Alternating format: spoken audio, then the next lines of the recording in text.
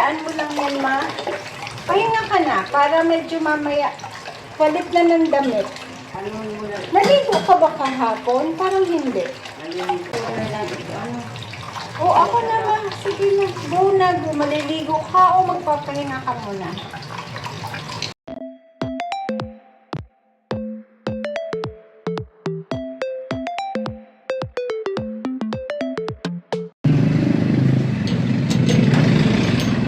Good morning! Galing po akong palengke. Wednesday po ngayon. Sabi ni Mama, magbubuto-buto kami. At radish daw po ang kanyang gusto. Syempre, na, ay baby, radish daw po ang gusto niyang sahog. Ay, Shamshe. Na-miss agad ang Mama? Miss agad ang Mama? Miss agad ang Mama. Ay, Shamshe. Ay, Mama Bells. Di pa tayo umiinom ng gamot, Baba. Nandito na ang Mama. Hindi tayong gamot. Madilim ata. Naka-ano nga pala ako. Naka-sunglass nga pala ako. Pagka po lumalabas, after the operation, kailangan ko pong mag-sunglass kasi. Good morning, Mother. Good morning. Silaw na silaw po ako. Bakit kayo nagtitipid? Kuryente. Tayo libre. Parang madilim na. Naka-sunglass nga pala ako. Dilim po itong sunglass ko eh. Talagang naka-ano na. Ayan. Oo, kasi silaw na silaw ako. Ang bilis talaga, Si mama mo pa. Mother, today is Wednesday. Ano? Walang pumunta ka doon. Kaya ang tagal ko. Sabi ko, siguro pumunta doon. Oo, kasi nga, Wednesday pala. Konti lang ang ano doon. Nandoon sila sa ano? Isa lang ang nagtitinda doon yung labanos. Bumili na ako ng labanos. Kaya lang hindi maganda. Masyado. Hindi ano. Kasi wala naman akong napiling gulay. Ito, talbos ng kamote. Oo nga. Para greens tayo, no? Ayan. Tapos, ayan yung chicken feet ni Tita Vina. Yung ano niya pa, kachika ko eh. Yung kanya palang, ano ba tawag? Anak, yung asawa. Manugang. Nangunguha talaga ng ganito.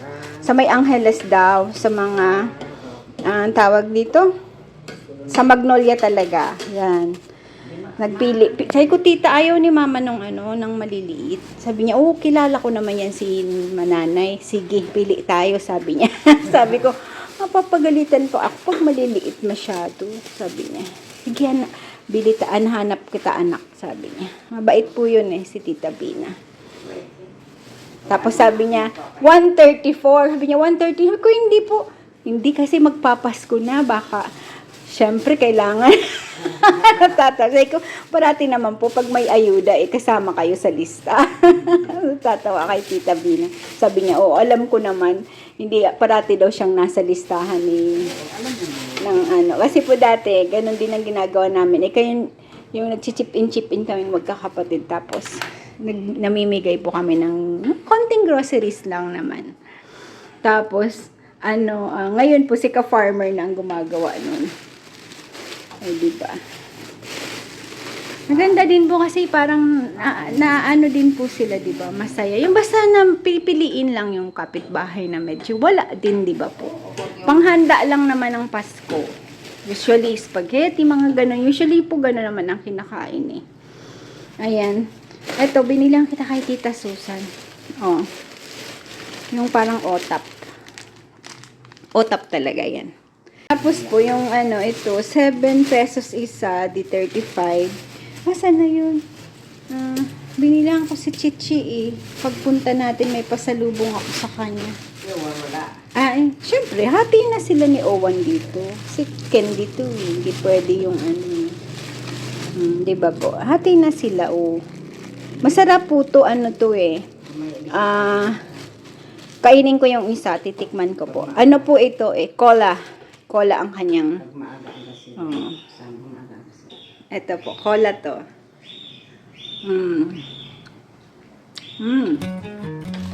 Actually, gusto ko siya. Cola ang kanyang flavor. Tingnan niyo po yung ano ko, yung ina-apply ako ngayon. Medyo nagla-lighten konti. Hopefully, tuloy-tuloy. Pupunasan ko lang yung mesa natin. Tapos, aayusin ko na yung chicken feet tsaka tilapia. Wait lang.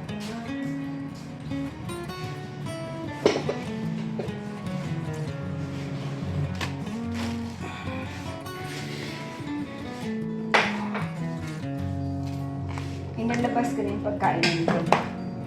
Nag-aawayan nila mga bata. Ang kalabasa. Nag-away-away dahil sa kalabasa. Nakatuwa mo. Si Minda, parang something is ano kay Minda. What's going on with you, Baba? May ano. Nakabantay po si Minda din sa ano. Sira po kasi dito po dito sa kabila.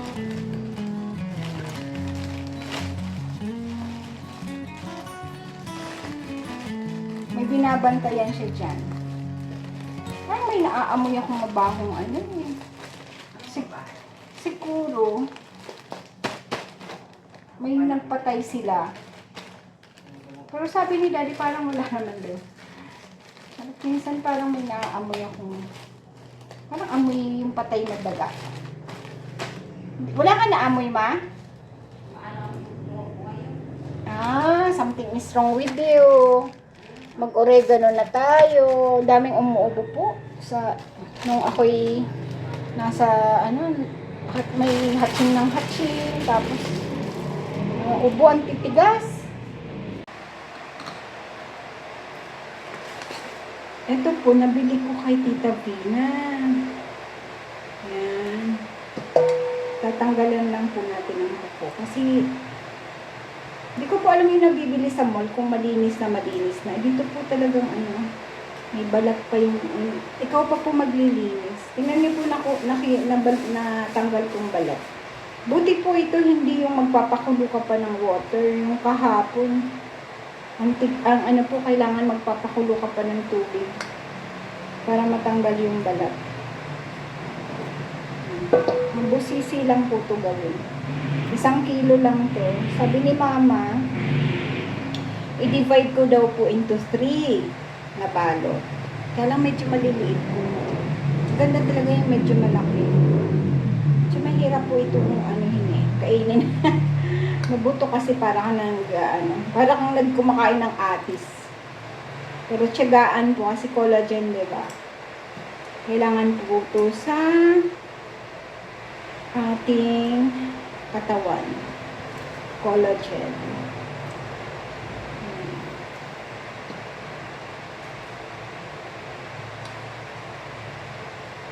Pag nasumpungan po ulit ang ganito, chicken feet yan. Tuloy-tuloy siya.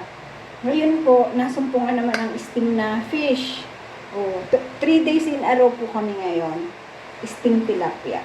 Tapos, ubos na po yung kinuha namin sa pan. Sabi ni Mama, kukuha daw ulit kami. Kasi nga, masarap po ang steam fish. Parang mabilis siya kainin kaysa pinirito. Tapos, ano ka pa niyan? Healthier version. May nilalagay din palang oil, sesame oil. Pero hindi talaga yung piniprito mo. Diba? Kaya, kami naman po pag nag-steam, yung simple lang. Basta salt lang. Si Mama nga po, mo nilagyan yung pepper, parang hindi. Salt lang po siya, nilalagyan niyang kaunting magic, yun lang. Pero konti lang po siya naglagay. Konting magic, salt, tapos i-steam mo na siya, lalagyan mo siya ng ginger, medyo madami na din ginger. Yung para pong pang tinola na ginger, ninipusan niya po para masarap niyo pong isinasama sa fish pag kinakain niyo. Tapos, lalagyan lang ng leeks. Pinapahiga ko po yung sa leeks. Tapos, maglalagay ka pa sa top. Minsan po si Mama tinatamad dapat. Yung sesame oil, dapat po iniinit po yun ng kaunti. Tapos, lalagay mo ngayon yung fresh na dahon sibuyas, tapos bubuhos mo yun pagkakain ka na. Si mama po hindi na pagka, hindi niya na yung ginagawa. Kaya binubuhos niya na lang po yung sesame oil. Ganun. Ganun lang. Kasi nga, syempre matanda na rin. Ayaw niya na rin siguro ng mga mapusisi. Kaya po yan, ganyan laga-laga lang. Paksiw. Sa fish, paksiw. Prito.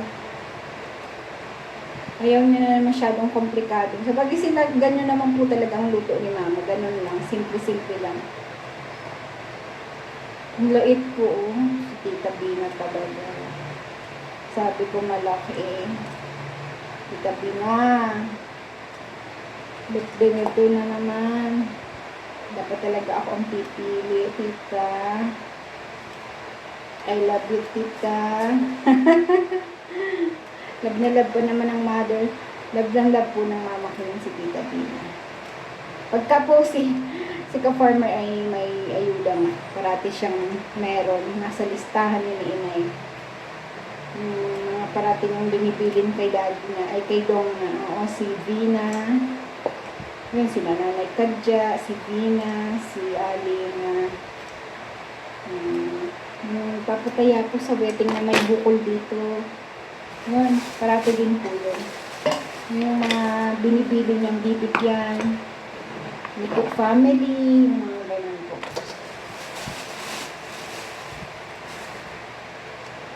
Ayan, natapos na. Salamat po sa pagsama sa akin. Ako hindi na bored kasi ako'y nagdadaldal. Ito po yung flour na natin. Pinanghuhugas ko sa mga milk. Konti lang naman. Dalawa, tatlong naman. Dami-dami natin. Yan.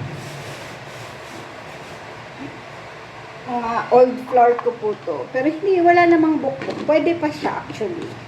Pero ginagamit ko na po yan sa pag ganito para panglinis ng mga chicken feet, chicken, fish.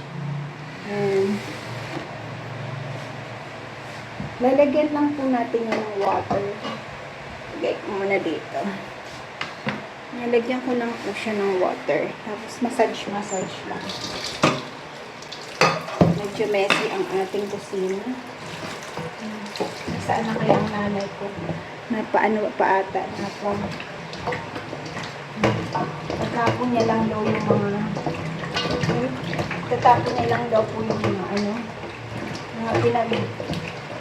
yung tangkay ng talbos ng kamote.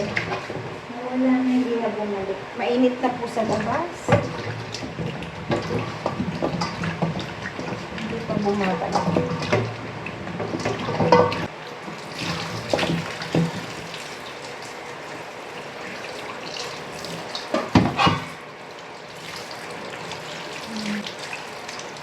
So, hugasan na natin siya. Pag inamoy niyo po yan, ang linis ng amoy.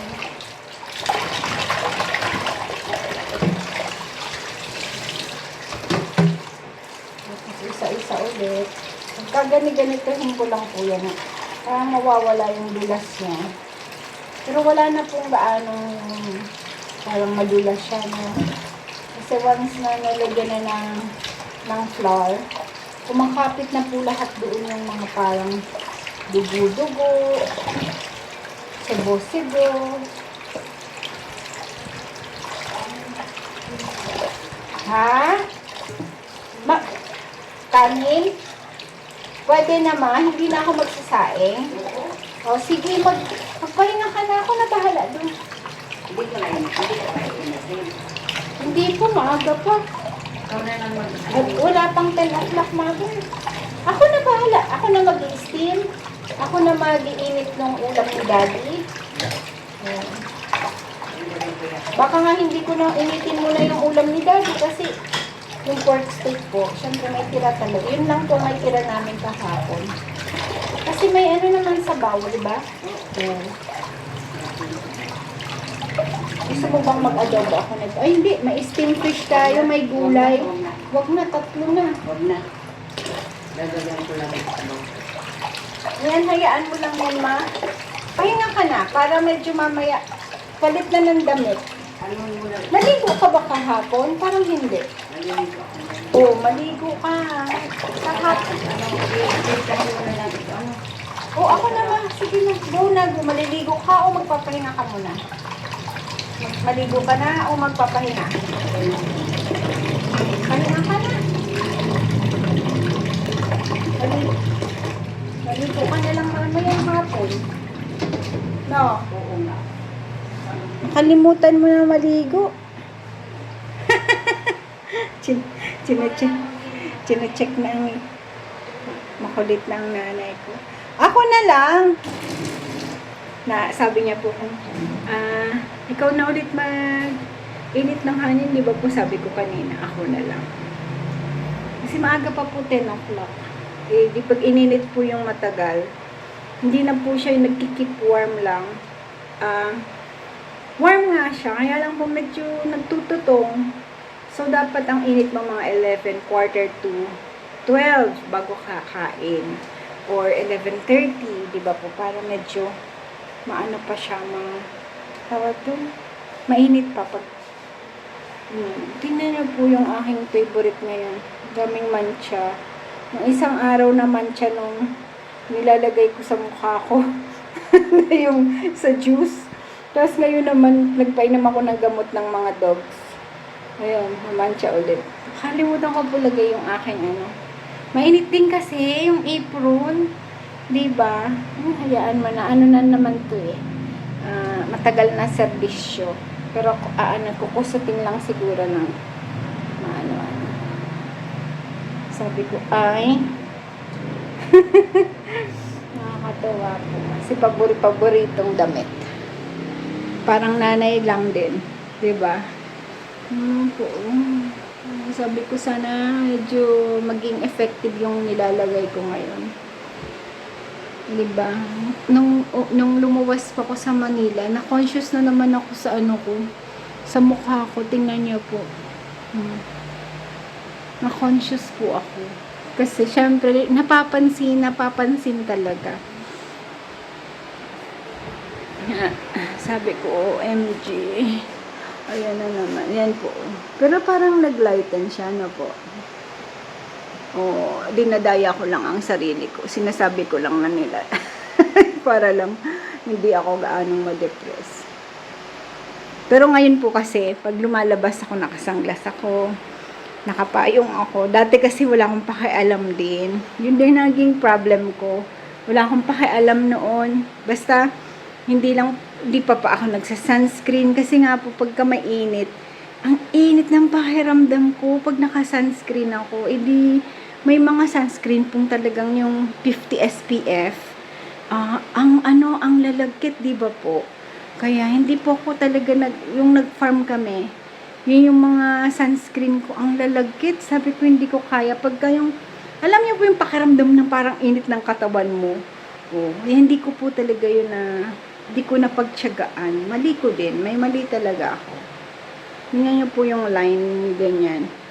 Yun yung talagang puti ng mukha ko. Yung line na yun, May line po siya. Kaya, tingnan niyo po, ang laki ng difference. Ang laki ng difference ng kulay. Kasi nga ngayon, ang aking mga damit, lahat naka-V, karamihan na ganyan. Kaya yung init dito. Kapitin po kami ng init, ng itim. Ang skin po namin, namana ni Chichi. Tapos, buti na lang po yung nasa Canada, sina Jack. Ano po yung nagtatan lang ng kaunti, tapos pumputi na naman. Yung Jajeji kids, ganun din. Nagtatan lang ng kaunti, tapos maputi na naman sila. Hindi sila yung yung mabilis mag-sunburn. Yun. Kami po na magkakapatid, lahat ganun. Pagka nag-itim, ganyan, ang tagal. Kaya mo po. Si ka-farmer po, maputi yan. Tingnan niyo po, hindi din bumabalik yung kulay niya.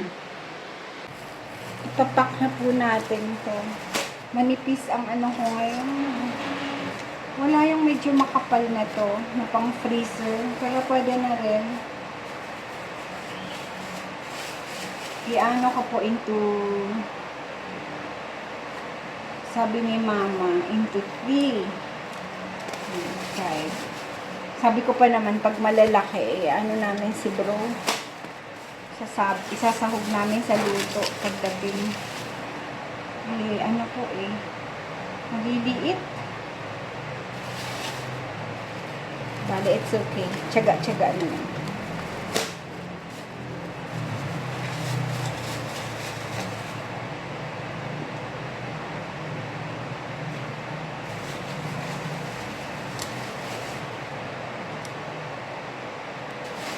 I-divide natin ng maayos para pag walo na.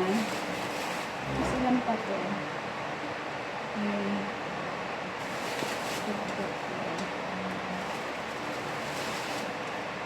Okay. Done.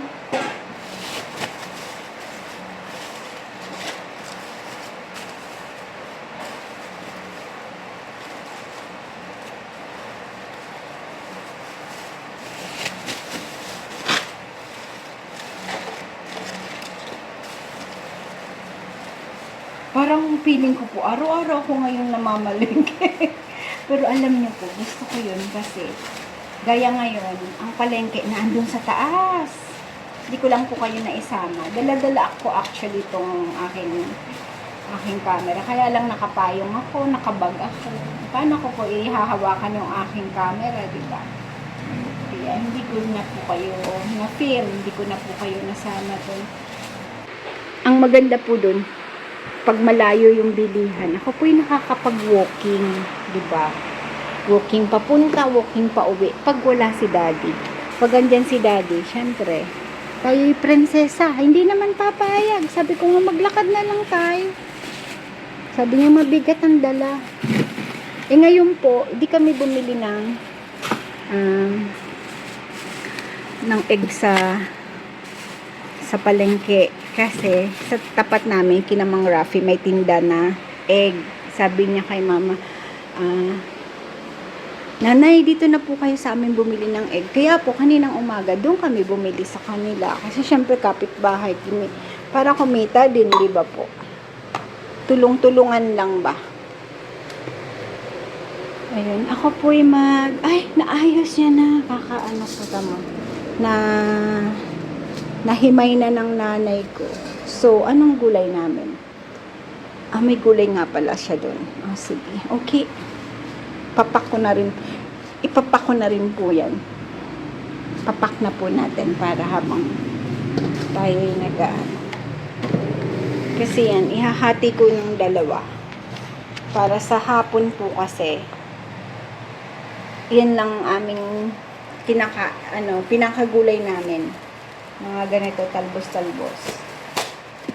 Wala po pa ata sa farm. Minsan po may nagsasabi sa akin, ba't ka pa bibili? Meron naman dun sa farm.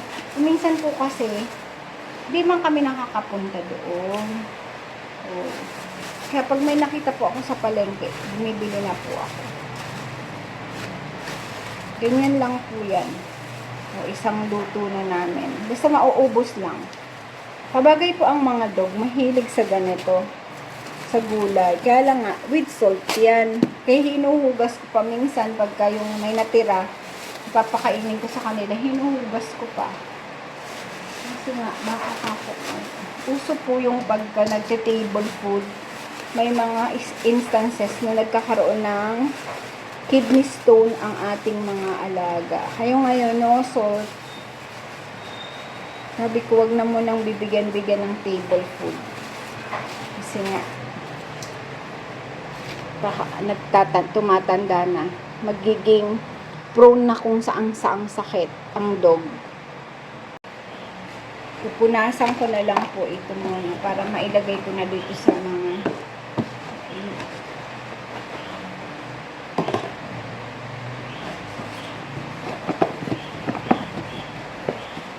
ganito po, nire-reuse namin yan. Lalagyan namin ng prutas. Diba? Kasi, natin sa environment. Yung mga ganito. Mga bottles, pag kayong talagang wag lang po pag maraming na talagang binibili naman po yun binibigay namin dun kay tito. Minsan vlog po ata yun ni Daddy. Yung nakatira siya dun sa may grotto. Yung lahat ng basura namin na yung pwedeng mapakinabangan, yung nabebenta, sa kanya naman namin binibigay doon sa tito na yun. Yung mga damit po ni Papa, dati na, syempre wala naman pong gagamit, di ba? Sa kanya po din namin binigay. Dami pa pong magagandang damit si Papa. Kaya sabi namin, kaysa naman, di ba, binigay po namin sa kanya. Ayan po, 11, 20. 11:20. Let's do this. Ayan na po. Tapos ito, hayaan mo lang po kumulo. Ang radish naman po, hindi yan yung basta-bastang nalulusaw pagka yung matagal na pinapakuluan. Mas masarap po siya pagka matagal mo siyang pinakuluan sa buto-buto. Ayan. Titingnan-tingnan lang po kung ubos na ang tubig. Pero mahina lang po yan, oh. Slow fire lang. Ito medyo mataas ang apoy. Kasi kailangan pong maluto natin yung tilapia. Siyempre, kailangan nating malinis ang ating kitchen bago tayo umalis. Ayan. Ito po yung pagkain ng dog. Tinanggal ko lang po sa ref.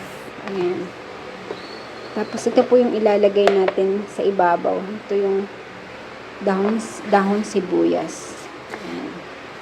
Ito, babalik na natin. Ito yung tripod ko. Ang ganda po ng tripod ko, no? Tripod.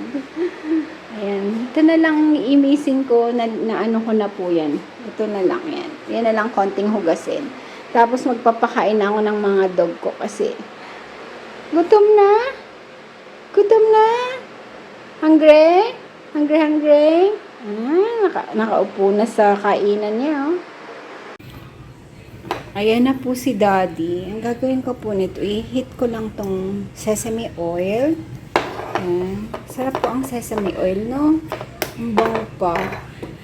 Tapos, pag na-heat ko siya, bubuhos ko lang po dyan sa ating tilapia.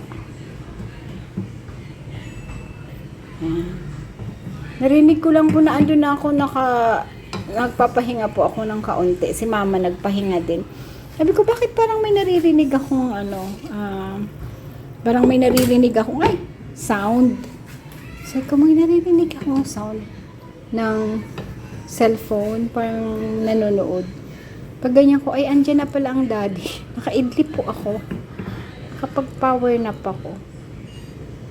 Diba? Yan. Pag nag-smoke na po yan, pwede na yan. Tapos ito. Okay. Tapos ito din po. Yan. Papatayin na natin siya. Gaganon lang natin siya. Yun ang tunay na Chinese way po yan. Yan. Ganyan lang. Ayan. Ang bango po nung niya. Ayan. That's the Chinese way. Ayan. Kain po tayo. Kain po tayo. Ayan na po ang ating ulam. Third day in a row. Ito po yung pinaka dahon ng labanos. Ginanya ni Mama. Kain ka, Daddy. Ayan. Drink your soup, darling. Ako, syempre with kimchi, with this one. Kain na kayo. Kainin, ubusin nyo yung kanin kasi ako naman magpapapak ako na rin. Tilapia ako eh. May kanin pa, darling, doon. Ay, sorry, hindi ako nakapaglagay na serving spoon. Ako din, Daddy, for the kimchi po. Thank you. Tinidor kutsara. Tinidor lang. Sarap ng sabaw, no? Pag ganyan, patatagalin mo lang. Kasi hindi naman nalulusaw yan eh, oh. Tingnan niyo po, ang tagal naming pinakulo. Ang sarap ng buto-buto. Yummy.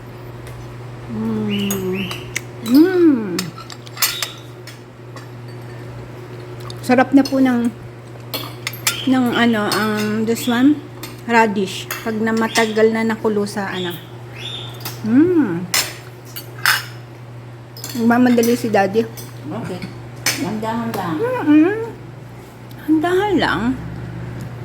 Nakulamay mo pang kain. Hindi, babalik daw agad siya doon. Dahan-dahan lang. Relax, relax. Alis yung bata eh. Ah, okay. Salisiyan namin din. Meron kaming tinatagong password. Ah, ganun ba? Password ng CCTV. Okay. Kain na ma? Ah, may ginawa din po kasi siya yung balat naman ng radish yan. Masarap din po yan. Yan. Kanya-kanya kaming side dish. Ito po. Kamayin ko na ha. O, tingnan niya po. Parang pansit. Ano? Harap. Gusto mo? Ito labos na. Parang naman yung labos pa rin ito. Kain na, kain na. Cultivate the habit of talking with the God our Savior when you are alone, when you are walking, and when you are busy with your daily labor. Let the heart be continually uplifted in silent petition for help, for guidance, for strength, for knowledge. Let every breath be a prayer. Because in 1 John chapter 5 verse 14 says, "And this is the confidence that we have in Him, that if we ask anything according to His will, He heareth us." Thank you for watching.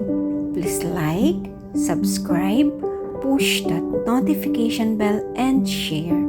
Maraming salamat po. To God be the glory.